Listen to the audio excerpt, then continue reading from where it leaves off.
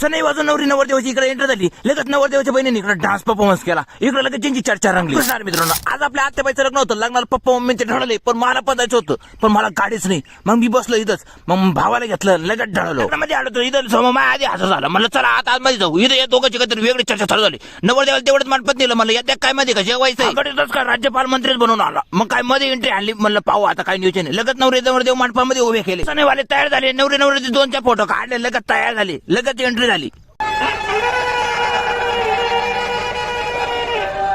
नवरी नवरदेवाची एंट्री झाली. तिकडे लगेच नवरदेवाच्या बहिणीचा लगेच डान्स चालू झाला.